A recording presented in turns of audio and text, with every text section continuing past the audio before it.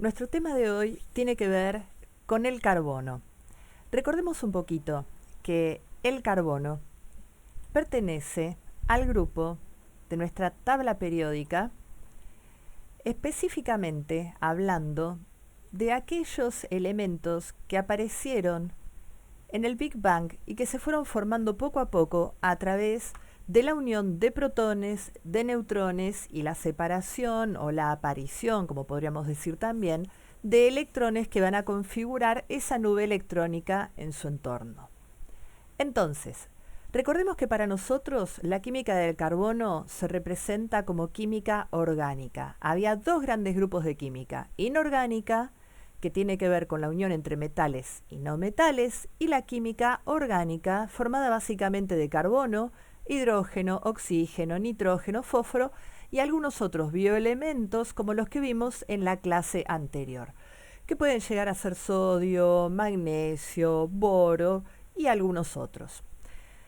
Sabemos que todos ellos se pueden combinar entre sí y que esa cantidad de combinaciones está limitada, en el caso de las combinaciones inorgánicas, de los productos inorgánicos, a menos de 500.000 combinaciones, siendo que en el caso de los orgánicos pueden ser millones y hasta me animaría a decir que puede llegar a ser infinito, porque recordemos que el carbono tiene la capacidad de unirse entre sí, formando cadenas lineales, formando cadenas ramificadas, pudiendo cerrarse, formando estructuras cíclicas, y también puede llegar a tomar otras formas que iremos viendo próximamente. Les sugiero que este cuadro lo repasen, ahora lo explicamos brevemente, pero recuerden que es una excelente ayuda a memoria. Por ejemplo, si hablamos de los enlaces que se van a destacar en la química inorgánica, son enlaces muy fuertes, llamados iónicos, donde uno de los dos elementos que se van a unir entre sí va a ceder esos electrones para poder completar el dueto o el octeto de ese otro elemento que tiene mayor demanda debido a que tiene más electrones en su último nivel de energía. Por lo tanto, le va a costar mucho menos obtener esos electrones necesarios que al otro elemento. Es más fácil que aquel elemento que se encuentra a la izquierda de la tabla ceda sus electrones y es más fácil que aquel elemento que esté a la derecha tome los electrones. Y ese tipo de unión, recordemos que es muy fuerte. Todo lo contrario va a ocurrir en las uniones orgánicas, donde los enlaces se llaman covalentes y lo que hacen es compartir los electrones, ya que no existe un robo, como podríamos decir, dentro de la química inorgánica, sino que ambos elementos comparten esos electrones para poder cumplir ambos con la ley del dueto o del octeto. La velocidad de reacción en el caso de los compuestos inorgánicos va a ser extremadamente alta debido justamente a esos enlaces tan fuertes. Lo contrario ocurre con las uniones inorgánicas, donde la velocidad de reacción es muy baja. Los compuestos inorgánicos van a ser extremadamente termoestables, resisten los cambios de temperatura, siendo que los compuestos orgánicos son muy sensibles a los cambios de temperatura o termolábiles. Por supuesto, los compuestos inorgánicos van a tender a ser más polares, con lo cual van a ser hidrosolubles, y los compuestos orgánicos van a ser todo lo contrario, van a ser menos polares o no polares. Por lo tanto, van a ser insolubles en agua. Podemos decir que son hidrofóbicos, rechazan el agua, y son liposolubles o lipofílicos. Ya vamos a ver que las grasas, justamente, en su gran mayoría, son no polares. Vamos a hablar un poquito de estabilidad. Los compuestos inorgánicos son extremadamente estables debido justamente a esa cesión de electrones, a esa unión tan fuerte, se podría decir tan interna, tan estable, literalmente, a diferencia de las uniones orgánicas, que son mucho más inestables. Por lo tanto, esta estabilidad va a ser baja. Si tenemos que referirnos a campos, vamos a encontrar que la mayoría de los compuestos inorgánicos pertenecen al mundo mineral, mientras que los compuestos orgánicos van a pertenecer más que nada a la bioquímica, a la biología. Es decir, nuestro organismo particularmente se va a ver más representado justamente por la química orgánica, obviamente en altas cantidades. Recordemos un poquito, entonces, ¿qué tipo de uniones van a tener los diferentes átomos de carbono cuando se unan entre sí? Vamos a estar hablando de enlaces covalentes. Recordemos que se va a formar con elementos similares o diferentes también, pero van a compartir electrones para cumplir con la ley del dueto en el caso de hidrógeno y helio y con la del octeto en el caso del resto de los elementos de la tabla periódica. Estos electrones que se van a compartir van a ser llamados electrones de valencia. Entonces, un ejemplo, cuando nosotros hablemos de hierro, vamos a ver que el hierro puede tener una valencia 2 positiva, y a ese hierro lo voy a llamar ferroso, porque va a ceder 2 electrones, o puedo también llamarlo hierro 3, cuando va a ser 3 electrones, y en ese caso va a ser llamado hierro férrico. Diferencia, obviamente la valencia, cuántos electrones voy a intercambiar con el otro elemento. Recordemos también que como estamos compartiendo electrones entre los diferentes elementos, siempre va a haber un electrón que se va a unir a otro electrón. Eso lo estamos viendo, por ejemplo, aquí, en este gráfico. El carbono va a estar cediendo un electrón y del otro lado va a tener alguien, en nuestro caso puede ser otro carbono o puede ser un hidrógeno, por ejemplo, que va a estar cediendo su electrón para poder compartir y de esa manera, entre los dos, llegar a los 8 electrones que van a conformar ese octeto. ¿Es fácil de graficar esto? Si yo tengo que estar simbolizando cada uno de estos pares de electrones, me va a llevar mucho tiempo. Entonces, para simplificarnos, para hacer todo mucho más sencillo, cada par de electrones se simboliza con una línea, sabiendo ya que dentro de esta línea en realidad tengo 2 electrones, uno del carbono y otro del otro elemento que me está cediendo otro electrón. Por lo tanto, el carbono, que tiene la capacidad de ceder 4 electrones o de aceptar 4 electrones, va a tener 4 uniones, 4 enlaces covalentes simples. Continuamos. Entonces, recordemos que habíamos dicho que el átomo de carbono entonces tiene 4 posibles uniones a otros elementos o a sí mismo. Puede formar uniones simples como las que estamos viendo aquí, puede formar uniones dobles, puede formar uniones triples. Es autosaturable, quiere decir que tiene la capacidad de poder tomar o ceder hidrógeno. Recordemos, eso lo vamos a ver nuevamente en un ratito, pero cuando una molécula está saturada, quiere decir que tiene la mayor cantidad de hidrógenos que podría haber captado. Los compuestos del carbono dijimos que pueden ser lineales o pueden ser cíclicos, se pueden unir entre sí. Y las cadenas de carbono también pueden tener ramificaciones, eso lo vamos a ver. Entonces, las cadenas carbonadas pueden tener diferentes tipos de carbono. Veámoslo entonces. Podemos tener un carbono primario que va a estar unido únicamente a otro carbono. Por más que acá veamos a un hidrógeno, este hidrógeno en realidad no se encuentra unido al otro carbono. Este hidrógeno se colocó aquí simplemente para ser más gráficos. Este hidrógeno está unido por un enlace simple, un enlace covalente, a este otro carbono. No está unido a este carbono.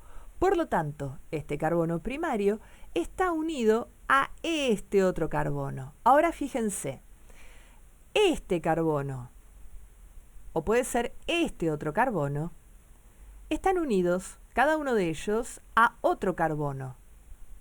Por lo tanto, a este carbono yo lo voy a llamar carbono secundario, porque está unido a otros 2 carbonos, a este y a este. Aquí tenemos otro caso. Acá tenemos una ramificación, también llamado grupo radical. Este carbono está unido a este carbono que se encuentra en la parte superior y a este carbono que está a la derecha. Por lo tanto, está unido a 3 carbonos. Lo denomino carbono terciario. Y por último, tenemos este carbono que tiene, como todos los carbonos, 4 posibles uniones. En el resto, la cantidad de uniones que vemos que está libre está compensada por hidrógeno.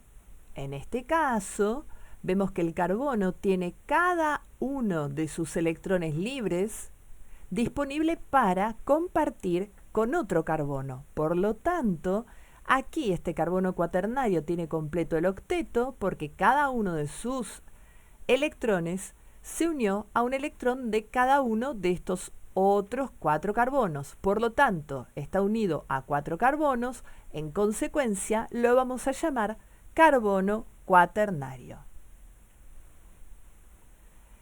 La forma más simple en la cual se va a unir justamente el carbono es a través de los hidrocarburos. Y como el nombre lo dice, hidro va a provenir de hidrógeno, carburo va a provenir de carbono. Por lo tanto, son compuestos formados por átomos de carbono y de hidrógeno. Vamos a poder armar cadenas, pueden tener ramificaciones, pueden ser abiertas como las que estamos viendo aquí, o pueden ser cerradas. Y vamos a ver que pueden tener enlaces simples, enlaces dobles o enlaces triples. Entonces, vamos a ver hidrocarburos de cadena abierta. Saturados dijimos que significaba que tenía la máxima cantidad de hidrógenos posibles. ¿Cuáles son ellos? Se los denomina alcanos. Alcanos porque son ligaduras covalentes simples. Recordemos que en clase habíamos visto el metilbutano, que no podemos poner este radical metilo o esta ramificación aquí en la punta, porque de lo contrario no estaríamos hablando de un metilbutano, sino de un pentano.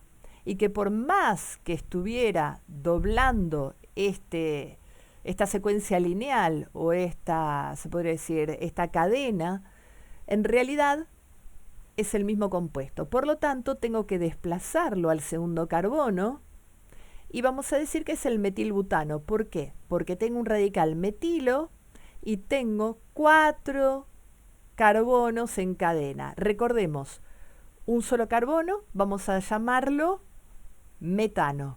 2 carbonos, etano. 3 carbonos, propano. 4 carbonos, butano.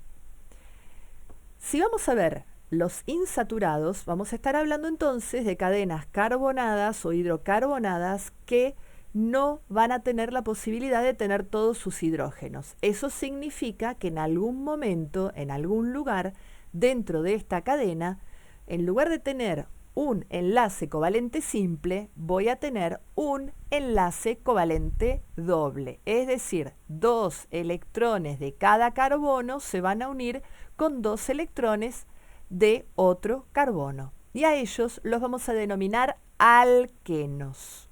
En este caso tenemos un 1-buteno porque en el primer carbono, siempre contando a partir de la doble o triple ligadura, tengo una doble ligadura que se va a extender hacia el resto de la cadena. Eno por doble ligadura, 1 porque está en el carbono 1, buteno porque tiene 1, 2, 3, 4 carbonos, met 1, et 2, prop 3, but 4. Dentro de los hidrocarburos tenemos entonces también a los alquinos.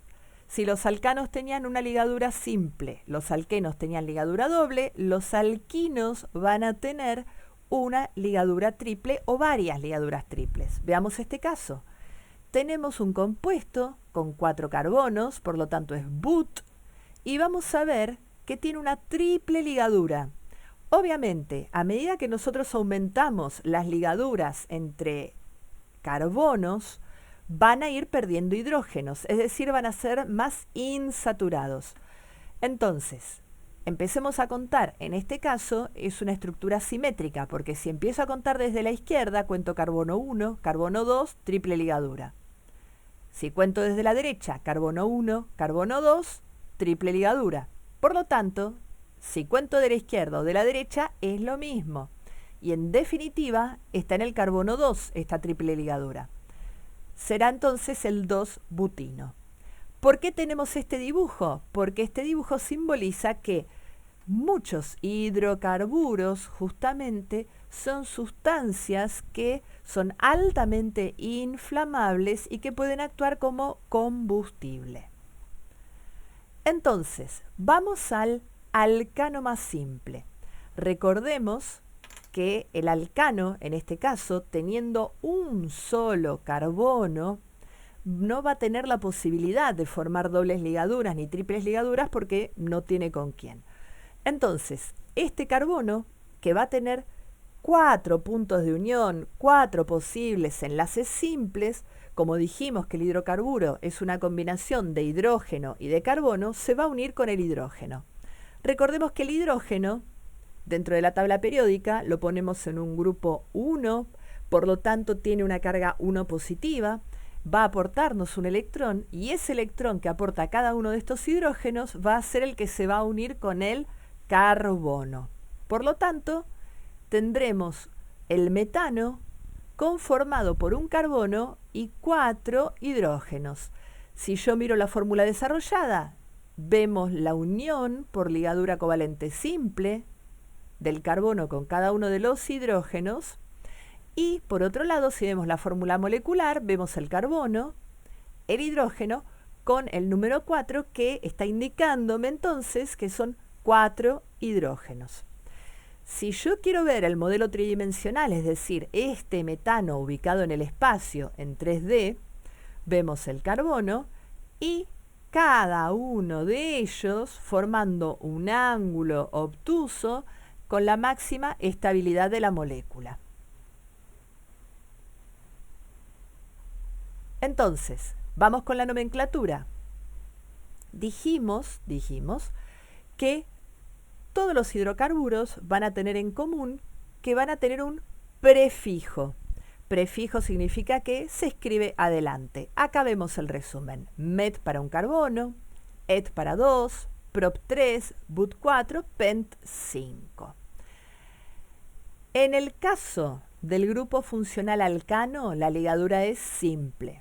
En el caso del alqueno, ligadura doble. En el caso del alquino, ligadura triple. Terminación de alcano, ano. Alqueno, eno. Alquino, ino. Se le agrega a estos sufijos los prefijos met para 1, et para 2, prop para 3, but para 4, pent para 5.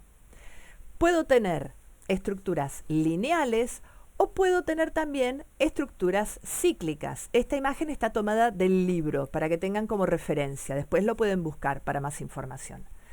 Cuando se ciclan, cuando se cierra justamente la cadena hidrocarbonada, vamos a ver que vamos a ir perdiendo hidrógenos porque al ciclarse se forma una ligadura más entre los diferentes carbonos y los vamos a denominar a estos ciclos de acuerdo con la denominación que ya conocíamos.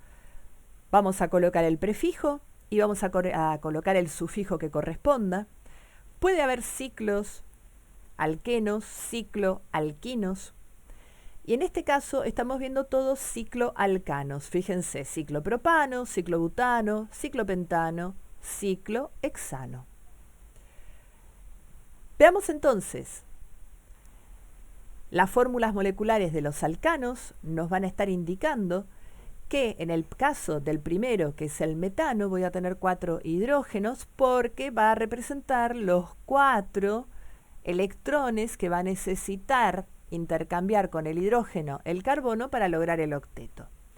En el caso del etano, vamos a ver que en lugar de tener este carbono que no está unido a ningún otro, van a estar unidos entre sí. Por lo tanto, acá vamos a tener 2 carbonos que van a perder hidrógeno para poder unirse entre sí.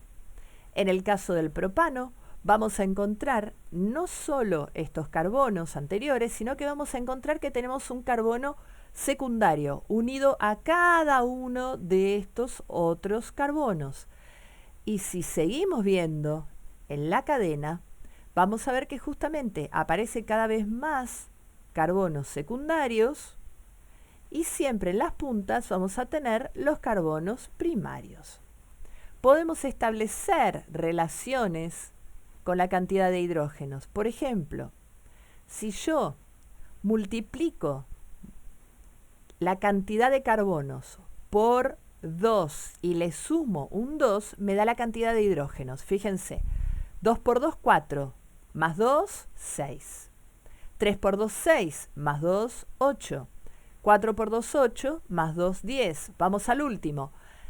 2 por 10, 20, más 2, 22. Es decir, esa es una regla que se cumple en el caso de los alcanos. Y aquí vamos a ver isomería. ¿Qué significa la isomería? Un isómero es un compuesto que tiene la misma cantidad y el mismo tipo de átomos. Es decir, tengo en este caso carbono, tengo en este caso también hidrógenos y tengo la misma cantidad de carbonos y de hidrógenos. No quiere decir tengo 5 carbonos y 5 hidrógenos, sino que mi compuesto con esa cantidad de carbonos y con esa cantidad de hidrógenos y con esa forma puede llegar a encontrarse representado por otra estructura, otra posición u otra función con la misma cantidad de carbonos y con la misma cantidad de hidrógenos. Lo que va a ocurrir entonces es que va a cambiar esa molécula y siempre voy a necesitar saber qué tipo de molécula es, porque no me va a alcanzar solo con decir qué cantidad de carbonos y de hidrógenos tengo, sino saber, conocer su estructura, su posición o su función. Fíjense, por ejemplo, en el caso de isómeros de estructura tengo el butano, pero tengo también una estructura ramificada donde tengo un metilo. Si yo cuento la cantidad de carbonos y de hidrógenos del butano y cuento la cantidad de carbonos y de hidrógenos del isobutano, es la misma. Pero químicamente, a nivel reacción, no van a ser similares. Puedo tener una isomería de posición donde va a cambiar algún elemento o puede cambiar directamente una ramificación. En este caso tenemos un cloro que ingresó en el primer caso al principio de la cadena y en el segundo caso lo vemos a la mitad de la cadena. Obviamente si cuento la cantidad de carbonos, hidrógenos y cloro es la misma en ambos casos, pero las moléculas son distintas, seguramente van a tener distinto comportamiento, distintas propiedades.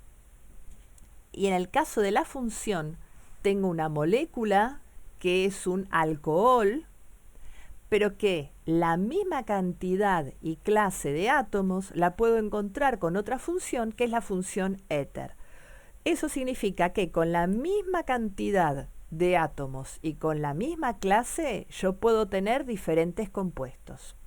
Y existen también otro tipo de isómeros que son los estereoisómeros, que tienen la misma estructura y el mismo tipo de grupos funcionales, pero su geometría es diferente. Ya los vamos a estar viendo un poquito más adelante. Entonces, algunos casos de nomenclatura. Este caso yo lo puedo llamar etileno, que es un nombre antiguo, o lo puedo llamar eteno. Eteno porque es et, en este caso corresponde a 2 carbonos, eno porque es un alqueno. En este caso ocurre lo mismo, puedo llamarlo propileno o propeno. Y me voy a fijar algo, que esto es muy importante. Recuerden, siempre el primer carbono es el más cercano a la doble o a la triple ligadura. En este caso, una nomenclatura antigua me va a indicar que el carbono que lleva la doble ligadura es el carbono alfa, y si esta doble ligadura está en este carbono 1 es el carbono alfa, pero como en este caso yo no estoy en el carbono alfa, que sería el carbono 1, me voy al carbono 2. Y el carbono 2 lo voy a llamar carbono beta. Vemos entonces, por ejemplo, isómeros de cadena.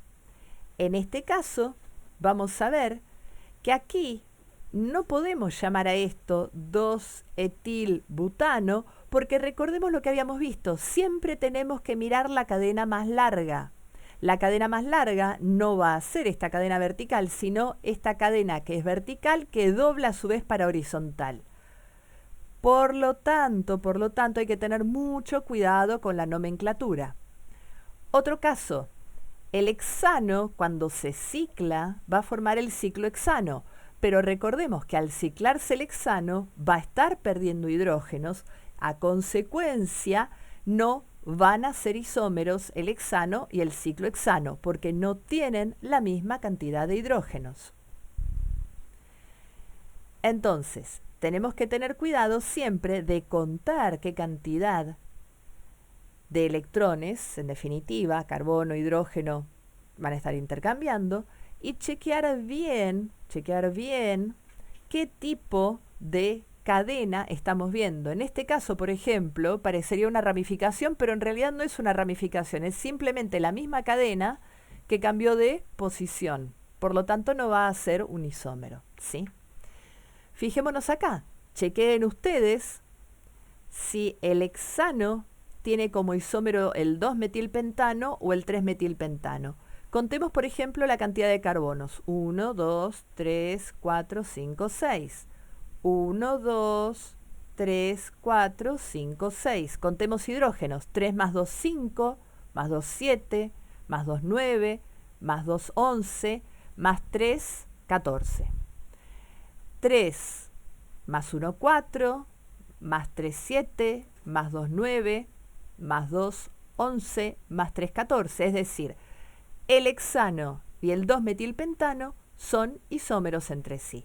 Y si contamos al 3-metilpentano, nos vamos a dar cuenta que también, es decir, ellos son isómeros de cadena. Isómeros de posición, fíjense que en este caso lo que cambia es la posición de la doble ligadura, que pasa del carbono 1 al carbono 2, pero si contamos la cantidad de carbonos y de hidrógenos es la misma, son isómeros entre sí. Acá tenemos el ciclohexano con 6 carbonos y 12 hidrógenos. Recuerden que perdió los 2 hidrógenos al ciclarse. Y fíjense que el 2-hexeno tiene la misma cantidad de carbonos y de hidrógenos. En este caso, lo que va a cambiar es la función, porque en este caso estamos hablando de ligaduras simples y aquí tenemos dobles ligaduras. Continuamos. Entonces, hablemos un poquito de lo que se llama estereoisomería. Estereoisomería tiene que ver con un reflejo, podríamos decir, de la imagen cuando esa imagen tiene la capacidad de rotar. ¿Qué quiere decir que puede rotar? Que puede girar sobre su propio eje esa molécula. Entonces, esta estereoisomería puede tener la capacidad de rotar, y a eso lo llamamos conformacional, pero también podemos llamarla configuracional porque tiene que ver con la ubicación de las diferentes estructuras. Entonces, nosotros, dependiendo de hacia dónde se oriente la ramificación, podemos decir que las ramificaciones pueden estar en cis cuando están a la derecha, o si esta misma estructura estuviera en este plano, podríamos decir que están hacia abajo, pero cuando una ramificación se va hacia arriba o hacia la izquierda, allí lo vamos a llamar trans. Trans significa ir hacia arriba o hacia la izquierda. Y ya vamos a hablar de los isómeros trans cuando hablemos sobre todo de las grasas. Y también dentro de la estereoisomería vamos a tener la isomería óptica. Y vamos a hablar de la quiralidad, y eso sí tiene que ver con la capacidad de rotar. Lo vamos a estar viendo un poquitito más adelante.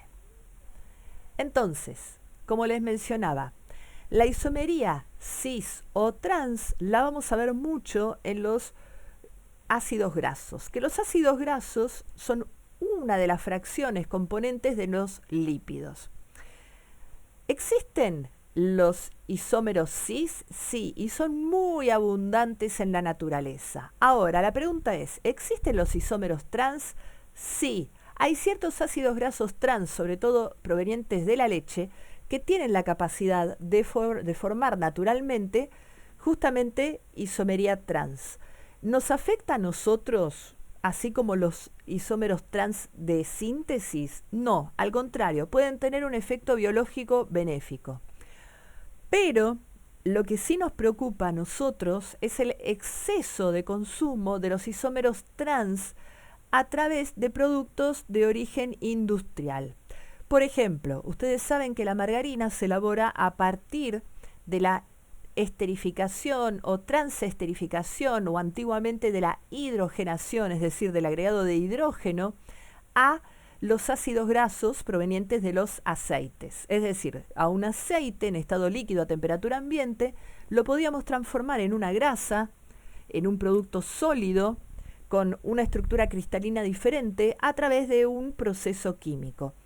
Ese agregado de calor, ese aceleramiento del proceso utilizando catalizadores hacía que la posición cis en forma natural cambiara a posición trans. Y justamente los isómeros trans vamos a ver que son potencialmente nocivos para la salud. Fíjense que en cualquier alimento nosotros vemos que se limitan las grasas trans por debajo del 1%. No son benéficas.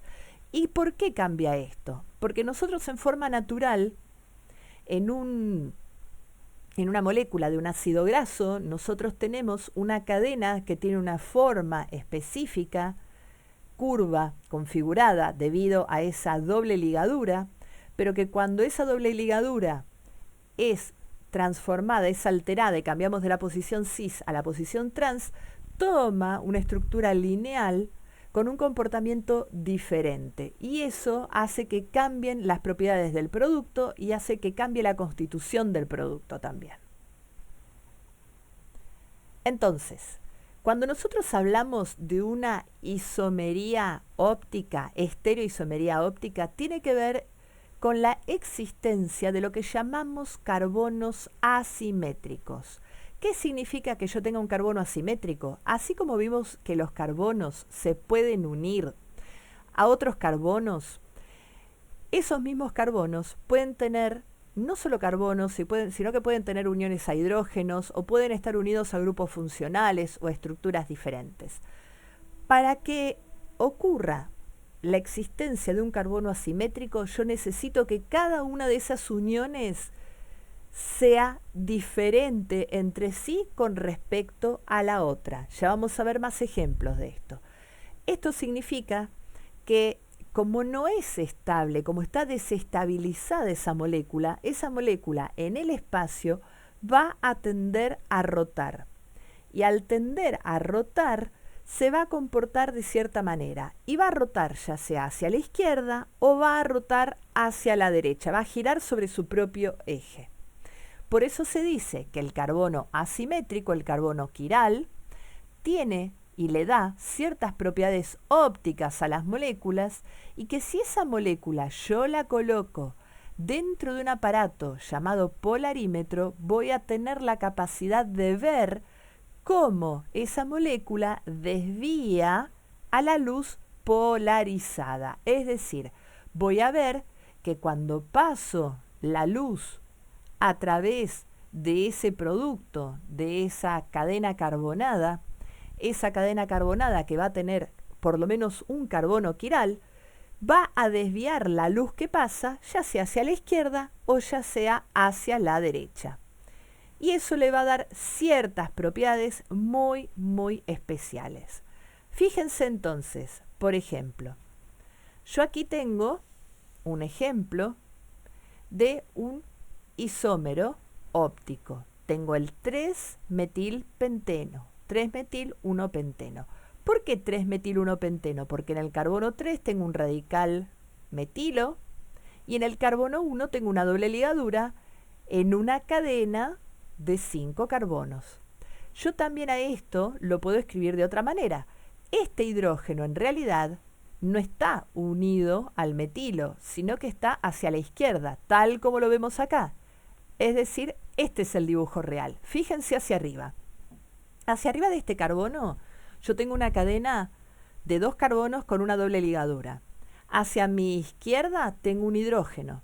Hacia mi derecha tengo un radical metilo y hacia abajo tengo un radical etilo. Es decir, los 4 sustituyentes, las 4, si quieren llamar ramificaciones, pero en realidad yo diría mejor sustituyentes, hacen que este carbono, que es un carbono muy particular, le dé características asimétricas porque está desbalanceado, porque está desequilibrado, y a eso lo llamo carbono quiral. Por lo tanto, esta molécula va a rotar en el plano.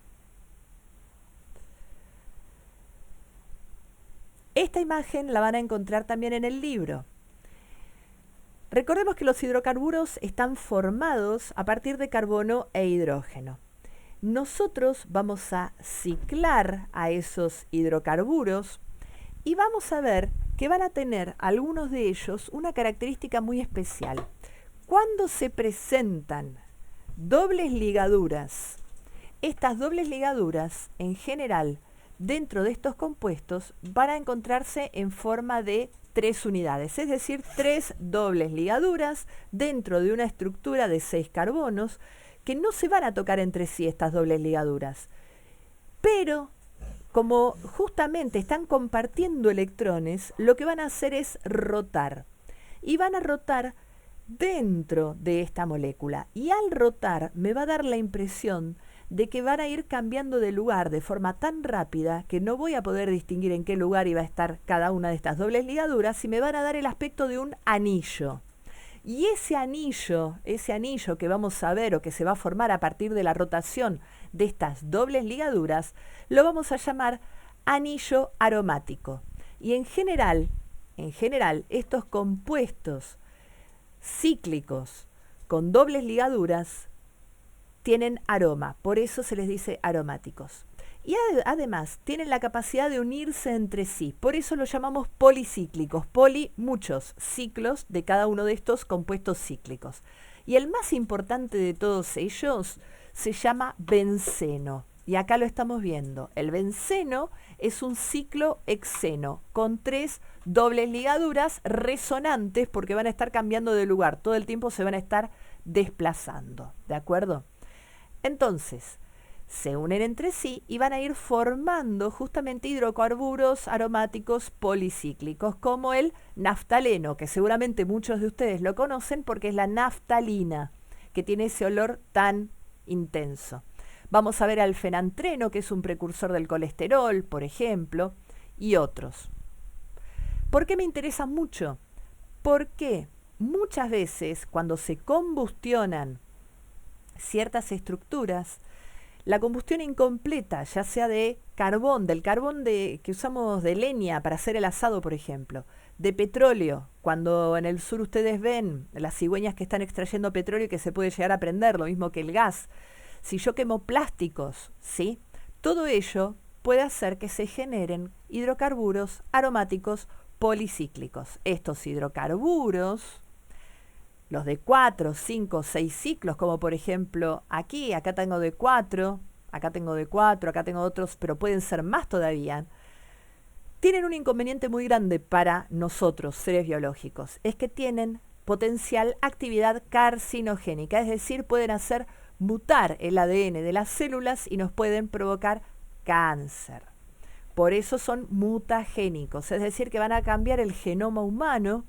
Y eso puede llegar a ocurrir en nuestras células germinales y dar entonces como resultado que en futuras generaciones aparezcan estos problemas de mutaciones.